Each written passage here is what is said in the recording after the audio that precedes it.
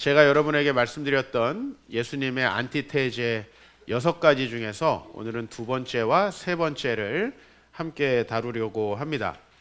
먼저 오늘 두 가지 계명에 대해서 예수님의 새로운 해석을 그리고 온전한 해석을 들으려고 하는데요. 그 첫 번째 계명은 간음하지 말라라고 하는 십계명 출애굽기 20장에 있는 계명에 대한 것이고, 다른 하나는 누구든지 아내를 버리려면은 이혼 증서를 주어라라고 하는 출애굽기 24장의 본문. 그래서 이 두 본문을 예수님께서 나란히 제시하고 있습니다. 조금 의문이 드는 것은 첫 번째, 이 간음하지 말라라고 하는 계명은 살인하지 말라라는 계명에 이어서 굉장히 십계명에서 중요한 파트이기 때문에 예수님이 이 부분을 재해석하신 것에 대해서는 우리가 동의하고, 또 그것이 이 6개의 안티테제 중에 하나를 차지한다는 부분에 대해서 저희가 충분히 납득할 수 있습니다. 그런데 사람이 아내를 버리려거든 이혼 증서를 주어라 라고 하는 이 본문은 우리가 구약 성경의 수많은 율법들 중에 그렇게 메이저 본문이라고 볼 수 없는 그런 본문이고, 아마 여러분들 중에서는 이런 말씀이 성경에 있나? 라는 생각을 하시는 분도 있을 텐데, 이 두 가지의 말씀이 마태에 의해서 나란히 두 번째와 세 번째의 예수님의 안티테제로 우리에게 주어져 있다는 사실이에요. 그래서 제가 이 두 가지를 분리해야 되느냐 아니면 하나로 봐야 되느냐 라고 하는 그 의견 중에 하나를 선택해야 되는데, 결국은 간음하지 말라라는 말과 이 우리의 이혼의 문제, 재혼의 문제, 이거 뗄래야 뗄 수 없는 문제이고, 왜 마태가 이것을 나란히 배치했을까 하는 것을 보았을 때 이 두 가지의 태제는 하나로 묶어서 우리가 보는 것이 더 해석학적으로 맞을 것이다 라는 생각을 하게 되었습니다. 그래서 이 두 계명을 오늘 마태가 혹은 예수님이 나란히 우리에게 제시한 안티테제라는 것을 우리가 좀 전제하고 이 말씀을 함께 보려고 합니다. 먼저 이 간음하지 말라라고 하는 말에 대해서 율법은, 즉 레위기, 민수기, 신명기, 출애굽기, 이 말씀에는 여러 가지 추가적인 말씀들이 나옵니다. 물론 첫 번째로 이 간음은 혼인 이외에 되어지는 모든 종류의 성관계를 간음이라고 이야기를 하죠. 그죠? 그 자체에 대해서 우리 현대 사회는 엄청난 저항을 하고 있습니다만은, 여전히 우리가 어떤 경험을 가지고 지금까지 어떻게 살아왔던지 혼 외의 모든 종류의 성관계는 부정한 것이고 그것은 하나님께서 허락하시지 않는 것이다라는 거, 여러분들의 과거의 경험이 어떠했든지 이것은 여러분들이 받아들여야 된다는 사실. 그러나 특별히 레위기는 3가지의 종류의 성적인 부정행위를 또 추가적으로 명시하고 있는데, 그것이 바로 동성애와 근친상간과 수간입니다. 이 간음하지 말라라는 말씀은 예수님 당시에 이렇게 해석되어졌을 가능성이 아주 높죠. 이를테면 레위기에 명시된 동성애와 수간과 근친상간 이외에 혼인 이외의 성적 관계들이 외적으로 간음으로 이렇게 정의되고 그 행위들을 하지 않는 것이라고 이렇게 1차적으로 정의되었을 것입니다. 그 다음에 두 번째로 신명기 24장에는 좀 독특한 법이 있는데요. 사람이 아내를 맞이하여 데려온 후에 그에게 수치되는 일이 있음을 발견하고 그를 기뻐하지 아니하면 이혼 증서를 써서 그의 손에 주고 그를 자기 집에서 내보낼 것이요 라고 되어 있어요. 이제 이 말씀을 해석해서 유대인들은 이혼을 해도 되느냐 안 되느냐, 혹은 이혼 이후에 재혼을 해도 되느냐 안 되느냐에 대해서 해석을 할 필요가 있었죠. 이 해석에 대해서 크게 두 가지의 해석이 있어요. 당시에 사도 바울도 그 둘 중에 하나의 문화에서 배웠을 가능성이 많은, 당시의 율법 해석의 큰 두 가지 학파는 샴마이 학파와 힐렐 학파라는 그 두 가지 학파가 있습니다. 그래서 샴마이 학파는 이 말씀에서 수치되는 일이라는 그 표현에 좀 초점을 맞췄습니다. 그래서 수치되는 일은 주로 무엇이겠습니까? 유부녀가 유부남이나 또 다른 남성과의 정분이 나는 것이죠. 그 부분에 대해서 많은 이혼의 사유로 허용을 했습니다. 그것이 여성이 특별히 그러할 경우에 그것을 이혼의 사유로 허용했고, 그 다음에 이 힐렐 학파라는 학파는 기뻐하지 아니하면이라는 것까지 좀 확대해서 해석을 했습니다. 그래서 조금 더 광범위하게 이혼이라는 것들을 허용해 주는 그런 상황 속에 있었어요. 자, 그렇다면은 오늘 여기 이 신명기 24장 말씀, 혹은 누구든지 아내를 버리려거든 이혼 증서를 줄 것이라는 말은 외적으로 이렇게 해석되면 돼요. 문제가 있는 경우에 이혼이 가능한데 그 사람이 그래도 재혼이 가능하도록 증서를 써주는 거예요.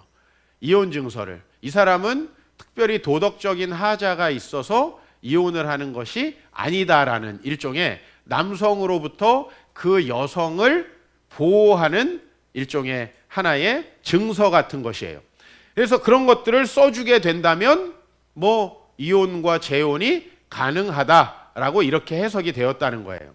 자, 그렇다면 이 당시의 적용으로는 이 계명이 저와 여러분들에게도 상당히 가벼운 계명이 됩니다. 왜냐하면 저희가 혼외의 성적인 관계라든지, 소위 말하면 우리 남자들이 이렇게 얘기하는 거죠. 아내에게, 야, 내가 뭐 다른 여자랑 모텔을 갔냐, 잠을 잤냐 라고 할 때의 그 행위가 아니라면, 더더욱이나 동성애와 수간과 근친상간을 범하는 경우가 아니라면, 그것도 직접적으로, 그것은 간음하지 말라는 계명을 지킨 것으로 해석이 됐어요.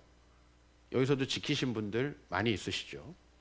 자, 그 다음에 두 번째, 아내를 버리려거든 이혼 증서를 써줘라 라고 얘기할 때, 바로 그 아내가 어떤 종류의 문제들이 서로 생겨서 그 사람에게 이혼 증서를 써준다면, 즉 이것은 그 사람이 재혼을 하도록 배려해 준다면 이것도 율법을 지키는 것이 되었습니다.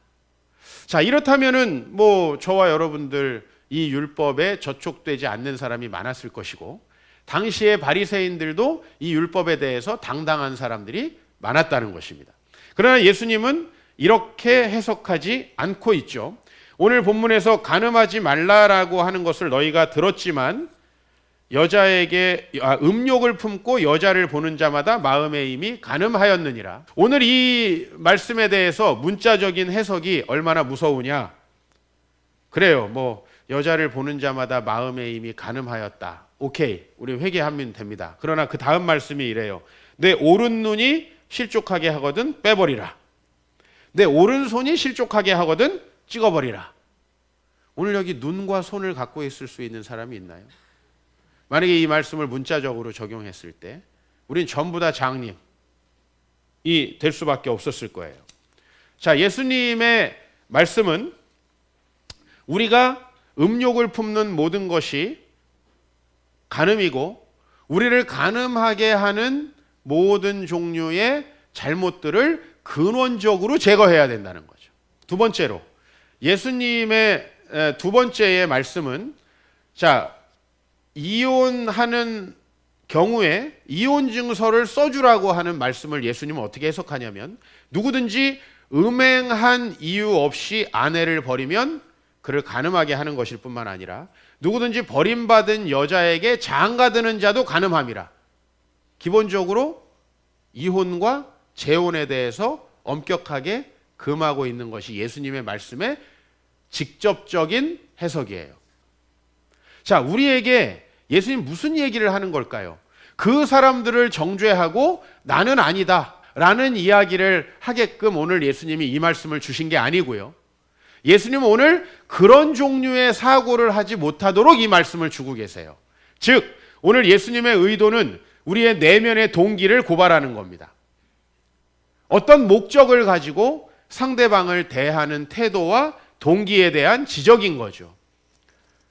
사실 우리가 위계를 가지고 다른 사람들에게 성적인 수치심을 주는 행위가 지금 이 사회에서 아주 나쁜 행위로 정죄되고 있습니다. 그리고 거기에 미투 운동이 촉발되고 있습니다. 그러나 저는 목사의 한 사람으로 이것이 매우 불편합니다. 왜냐하면 실제로 서로가 상호간에 동의된 하나님이 기뻐하시지 않는 수많은 음란함들이 이 사회에 있는데 마치 위계에 의해서 되어진 것들만 정죄하는 것 같은 우리의 이 사회의 분위기에 대해서 우리가 돌아봐야 한다는 것입니다. 서로 동의하면 괜찮습니까? 오늘 예수님은 그게 아니에요. 상대방을 성적인 목적으로 대하는 것들에 대해서 그 동기를 책망하고 있는 겁니다. 상대방을 내 목적을 따라서 이용하는 모든 태도, 거기에 성적인이라고 하는 말을 붙이면 오늘 말씀에 직접적인 적용이 되겠고요. 여러분, 우리가 상대방을 성적으로만 이용하나요? 경제적으로 이용하죠. 내 외로움을 위해서 이용하죠. 내 또 다른 여러 목적을 가지고 이용합니다. 실상으로 한국의 많은 결혼들이 얼마나 많이 타락해 있는지요. 상대방을 위해서 상대방을 정말 사랑하고 그분을 하나님 앞에서 한 사람의 온전한 형상으로 세워주기 위해서 결혼하는 커플이 도대체 몇 명이나 되는지요. 우리의 결혼은 대부분 목적을 이용하기 위해서 아닌가요? 상대방을 이용하려는 목적의 결혼은 반드시 그 목적이 사라졌을 때 이혼으로 갈 수밖에 없어요. 왜? 내가 어떤 목적이 있기 때문에 그 사람하고 결혼을 했으니까 그래요. 과연 하나님 나라를 이루기 위해서 우리가 서로를 주님의 신실한 백성으로 세우기 위해서 결혼하는 케이스를 정말 찾아보기가 어렵다는 것입니다. 정말 찾아보기 어렵다. 더더욱이나 이제 남자들이 경제적으로 필요가 없어진 이 상황 속에서 여성들의 결혼의 동기는 점점 더 적어집니다. 왜? 여성들의 결혼의 동기가 본인이 행복한 거였어요. 자, 본인의 행복을 위해서 과거에 남성들의 경제력이 필요했을 때는 참고 결혼했다. 이제 남성들의 경제력이 필요 없으니까 결혼 안 한다. 자, 남성 쪽으로 시각을 돌려볼까요? 과거에 그래도 도덕적으로 엄격한 잣대가 있을 때에는 여성과 결혼을 해야 성적인 만족을 얻을 수 있으니까 결혼을 했다. 근데 지금 뭐 애인을 두고 살면 되지. 굳이 법적으로 뭐하러 내가 다른 사람에게 구속될 필요가 있느냐 하면서 결혼에 대한 동기가 사라지고 있는 수많은 남성들. 이래서 파괴되는 이 가정들, 그리고 우리 인류의 미래는 어떻게 될 것인가. 여러분, 우리가 이 문제가 얼마나 심각하고 우리가 상대방을 성적인 이유가 아니더라도 우리의 목적을 달성하는 수단으로 이용하려고 하는 우리 이 내면의 죄들이 얼마나 이 세상을 파괴하고 있는지에 대해서 우리가 공감한다면 이 문제가 단순히 미투 운동에 내가 동참함으로 위계에 의한 성폭력을 바로잡는 것을 훨씬 더 넘어서야 한다는 거죠. 위계에 대한 성폭력이 사라지는 것, 우리 사회에서 너무 중요합니다. 그러나 이 무너지고 있는 성윤리와 결혼에 대한 거부 현상과 그리고 우리가 경제적인 목적이나 내 삶의 행복을 위한 목적이 아니면 배우자를 귀찮아하고 혐오하는 이 사회의 풍조 어떻게 할 거냐는 거예요. 지금 초등학교에서 결혼을 하겠느냐고 물어보면 50% 조금 넘는 대답이 나온답니다. 이거 누가 만든 겁니까? 이거 여러분들이 만든 거예요. 우리가 모두 다 이 문제에 대해서 대단히 심각하게 여겨야 한다는 것이에요. 예수님의 관심은 1차적으로 탐욕 때문에 망가지는 성에 있어요. 원래 성만큼 좋은 게 어디 있어요? 성은 진정한 사랑이 가능하게 되는 매개체이고, 성은 우리가 일평생 배우자와 즐겁고 행복하게 살아갈 수 있는 매개체이고, 그리고 나아가서 성은 우리가 결혼을 해서 귀한 생명들을 출산해서 하나님의 나라를 일구어갈 그 정말 귀하디 귀한 하나님의 형상들을 이 땅에 창조하는 아주 아름다운 도구입니다. 여러분, 이 땅에 어느 누구가 이 망가진 세상을 바로잡을 수 있겠어요? 바로 여러분들이 사랑해서 낳은 그 자녀들, 지금 우리 교회에서 교육받고 있는 이 자녀들이 나중에 이 세상에서 정말 예수님의 역할을 감당하고 작은 예수로서 살아감으로 이 세상을 회복해야 되지 않겠습니까? 성이라는 게 이런 것들을 만들어내는 너무나 아름다운 도구입니다. 그런데 우리는 웬만하면 괜찮으면 결혼을 안 하려고 한다. 야, 웬만하면 하지 마라. 결혼한 사람들이 다 하는 얘기예요. 웬만하면 하지 마라. 우리의 목적 때문에 우리 관계가 얼마나 왜곡됩니까? 저도 개인적으로 저의 아내와 16년째 결혼해서 살고 있지만요. 제가 우리 아내를 돕고 우리 아내가 하나님 앞에서 한 사람의 전인적인 그러한 교육자로서 성장하도록 돕고 싶다라는 생각을 가질 때 우리 아내에게 불만 제로예요. 0%예요. 또 생각하겠죠. 사모님한테 무슨 불만이 있습니까? 뭐 이렇게 얘기할 사람이 있을 텐데. 그건 모르는 소리고요. 내가 우리 아내를 통해서 뭔가를 얻으려고 탐욕적인 생각을 가지면 내 안에 불만이 많이 생겨나요. 그런데 하나님께서 나에게 주신 아내, 내가 대학 막 졸업하고 나와 결혼해서 참 많은 기회들을 잃어버린 그 아내에게 내가 정말 최대한 하나님 앞에서 자기 자신이 하나님의 형상으로 쓰임받을 수 있도록 성장하는 데에 목적을 두자 하면 나 우리 아내에게 불만 제로예요. 서로가 서로의 목적을 달성하려 하지 않을 때 바로 우리는 간음에서 벗어날 수 있다는 사실을 기억해야 돼요. 여러분, 중요한 것은 우리가 어떤 행위는 되고 안 되느냐를 예수님이 규정하고 있는 게 아니라는 거죠. 예수님이 정말 말씀하고 있는 것은 우리가 어떻게 서로를 우리의 탐욕의 대상으로서가 아니라 하나님을 목적으로 사랑할 수 있는가. 간음에 대한 진정한 해결책이 뭡니까? 많은 사람들이 간음의 반대를 뭐라고 생각하냐면 금욕이라고 생각해요. 금욕. 그래서 실제로 기독교 역사에서 거세를 하신 목사님들도 계셨어요. 그러나 예수님의 말씀을 내가 아무리 곱씹고 뒤집어보고 성경 전체를 살펴봐도 간음의 반대는 금욕이 아니에요. 간음의 반대는 부부 안에서의 진정한 사랑이에요. 그걸 이루는 것이 간음을 막는 것이기도 하고 그걸 이루는 것이 예수님이 진짜 원하는 거예요. 아니, 우리에게 하나님께서 성적인 욕구를 주셨는데 그거를 참고 억누르는 그것이 우리의 목적이 될 수 있느냐는 거예요. 아니죠. 그것을 건강하게 아름답게 풀어낼 수 있는 것. 거기다가 그 성적인 도구만이 아니라 그 성을 통해서 아름다운 생명도 창조되는 그런 건강하고 아름다운 가정들을 만들어내는 것. 아니, 그것이 단순히 생물학적인 것이 아니라 정서적으로 서로를 돌보고 사랑하고 그 사람이 하나님 앞에서 온전히 서가도록 서포트 해주는 것. 이런 자기중심적이지 않은 이러한 정말 하나님 앞에서의 온전한 사랑이 바로 이 간음의 결과라는 거예요. 그래서 저는 간음하지 말라라는 말씀 다음에 예수님이 의도적으로 이혼에 대한 이야기를 꺼내신 것이라고 봐요. 이게 저의 해석이에요. 왜 간음 다음에 생뚱맞게 이혼에 대한 이야기를 꺼냈냐는 거예요. 예수님이 해주신 안티테제가 달랑 6가지인데 왜 그 중에 하나가 이혼에 관한 것이냐. 이거는 단순히 이혼하면 죄다, 이혼 안 하면 죄가 아니다. 많은 분들이 그렇게 얘기를 해요. 목사님, 이혼하면 죄니까 안 할래요. 이미 그런 생각을 하고 있는 게 죄예요. 이미 이혼하고 싶은 상태까지 간 게 우리의 심각한 문제라고요. 그런 가정을 보고 우리의 아이들이 어떻게 결혼에 대해서 긍정적으로 생각하고 행복하게 생각하겠습니까? 그리고 우리 많은 여성분들이요. 여러분들의 부모님이 혹 여러분들의 아버지가 정말 많은 잘못들을 한 것 알고 있습니다. 그러나 그것 때문에 여러분의 결혼에 대한 사랑에 대한 상이 왜곡되어지지 않기를 바랍니다. 하나님이 주신 그 원래의 가정을 회복하시기를 주의 이름으로 축원합니다. 몇 가지 구체적인 실천 사항을 좀 말씀드리고 싶습니다. 여러분, 성적인 호기심을 사랑이라고 생각하지 마십시오. 특히 우리 미혼 형제 자매들, 우리 청소년들에게 권면합니다.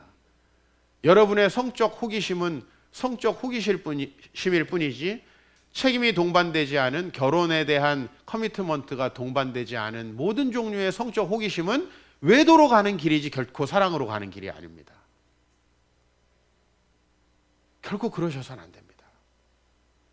두 번째로 우리 여성분들에게 말씀드립니다.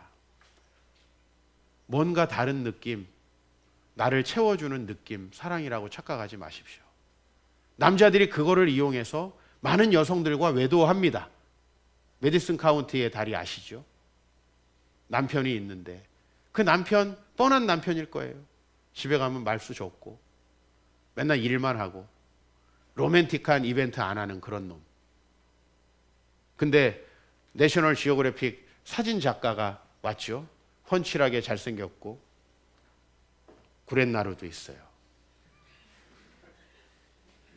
그리고 뭔가 나에게 다가오는 방식이 이래라 저래라 밥 줘라. 그리고 왜 이거 안 했니? 아니 당연히 안 하지. 애인이니까. 저 이 책 22살에 읽었는데 잠시 흔들렸습니다. 이게 진정한 사랑인가? 근데 이게 얼마나 은밀하게 유혹된 간음인지. 세 번째로 다시 남자에게 이야기합니다. 야, 내가 너한테 뭘 그렇게 잘못했니? 내가 막말로 바람이라도 폈냐? 이 얘기는 절대 하지 마십시오. 바람만 안 피면 됩니까? 여성의 마음이 상처받고 갈기갈기 찢겨 있는데 다른 여자랑 잠만 안 자면 되는 거냐고요. 나의 모든 정서적인 즐거움과 기쁨을 다른 데에 가서 푸시면서 아내를 혼자 외롭게 만들어 놓으면서 바람만 안 피면 된다고. 물론 이것도 대단히 어려운 일이지만 대한민국 남자의 85%가 외도 경험이 있습니다. 이러한 심각한 상황 속에서 이것만이라도 하라고 내가 설교하고 싶습니다만은 그거 아닙니다. 다시 여성들에게 이야기합니다. 배우자를 성적으로 멀리하면서 고상한 척하지 마십시오. 남성들은 연약한 존재들입니다. 남성들도 말수가 적지만 돌봄받고 싶어 합니다. 서로 연약한 존재라는 걸 깨닫고 서로 대화하면서 서로를 채워줘야 한다는 사실을 기억하십시오. 그리고 오늘 제가 몇 차례 이야기하겠지만 위계에 의한 성폭력만이 죄가 아니라는 사실. 여러분 놀라운 게요. 성폭력이 가정을 파괴하는 것보다 허락된 성이 가정을 파괴하는 경우가 훨씬 많아요.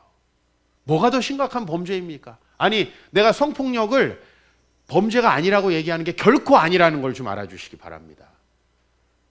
모든 종류의 동의된 은밀한 성적 쾌락.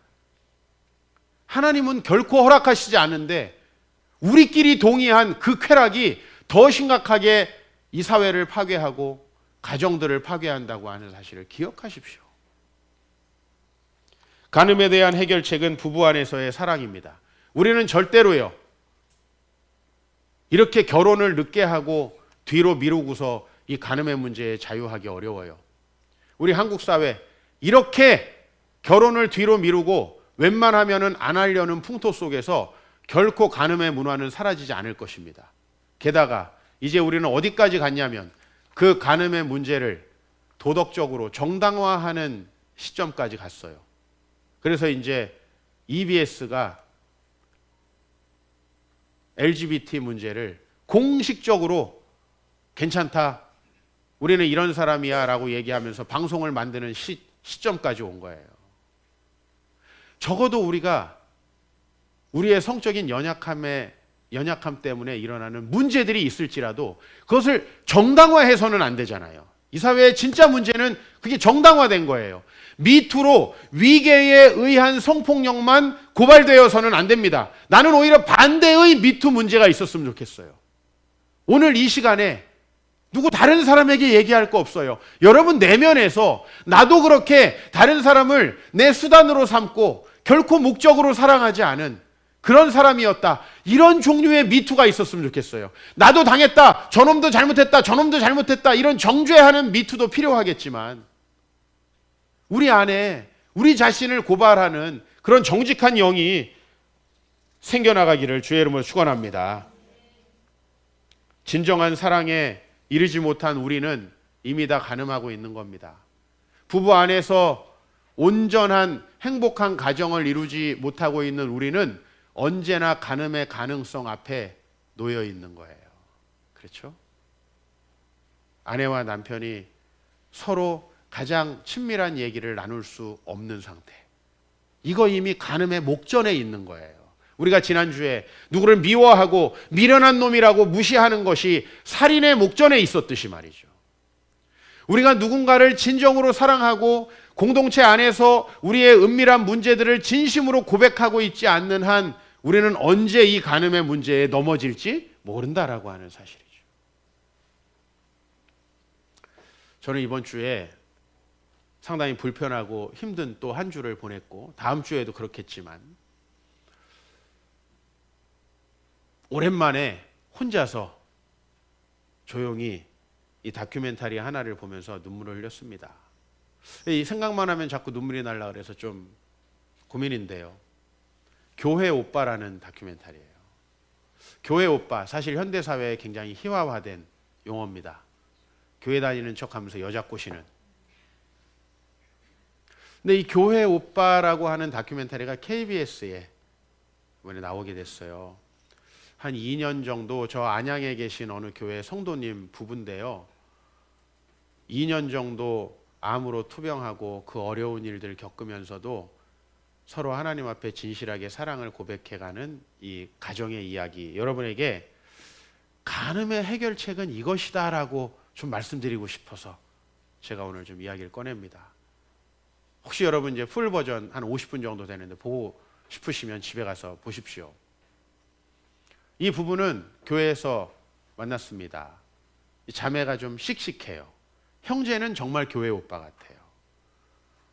이 자매가 씩씩하고 말괄량이 같은 성격이라 적극적으로 오빠한테 대시를 하고 해서 그 믿음 좋은 또 성품도 좋은 공대 다니는 오빠를 교제하게 되었고 결혼하게 되었어요. 참 믿음 안에서 행복한 가정이 되어가리라 생각을 했었는데 이 자매가 아기를 낳고 산후조리원에 있을 때 이 남편이 암 4기, 정말 수술하기도 쉽지 않은 이 복강에 암세포가 다 퍼져 있는 상태로 이 암이 발견이 됩니다. 그래서 이 남편이 이제 수술을 힘들었지만 수술을 하고 8차에 걸친 이제 항암 치료를 마치는 그 과정 속에서 맞춰가는 그 과정 속에서 아마 이 남편 이 교회를 다니는 이 형제의 어머니가 너무너무 힘들었나 봐요. 왜? 남편을 돌보는 아내 때문에 아기 보고 이러다가 결국 우울증으로 세상을 또 떠났어요.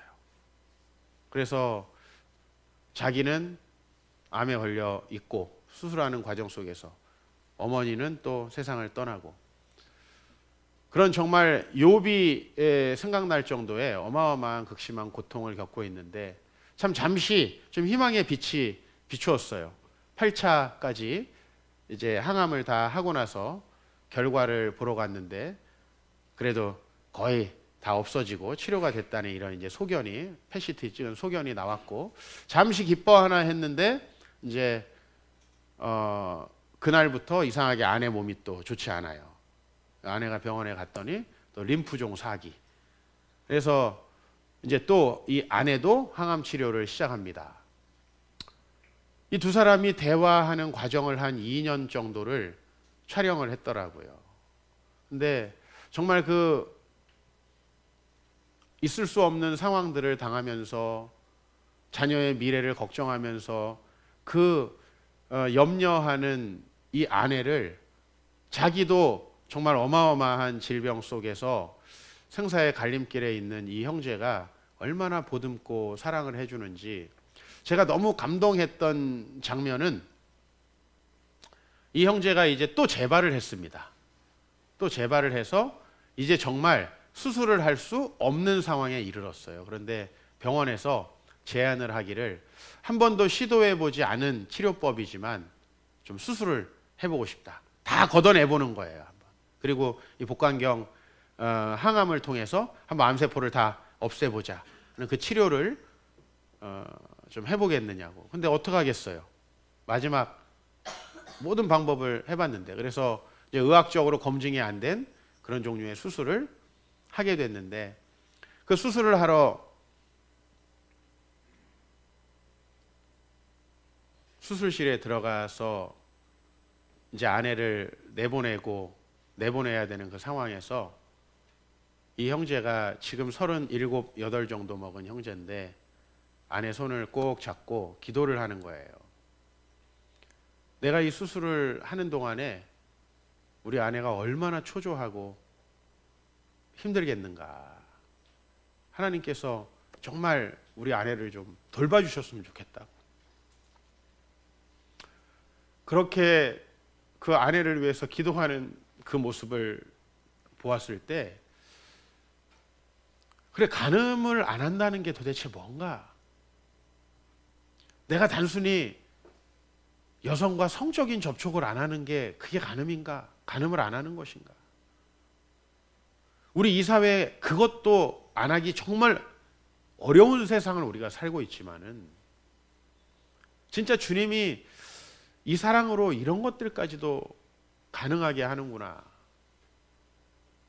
너무나 그 아내가 두려워합니다. 자신의 미래에 대해서. 자신도 림프종을 겪고 있지만 이 남편이 없으면 어떡할까에 대해서 너무나 걱정합니다. 그럴 때마다 이 남편이 그 아내를 위로합니다. 내가 지금까지 계산을 해봤는데, 그래도 하나님께서 나에게 주신 은혜가 나에게 주신 고난보다 훨씬 크다. 하나님께서 앞으로도 우리에게 은혜를 베풀어 주실 것이다 라고 이 아내를 위로하는 거예요. 거기 안에 짤막한 좀 즐거운 비디오가 나옵니다. 그게 뭐냐면, 이제 교회 성도들 몇 분하고 아내하고 남편이 모여서 가정 예배를 드리고 서로 대화하는 시간인데, 이 남편이 자기의 죄를 회개하는 거예요.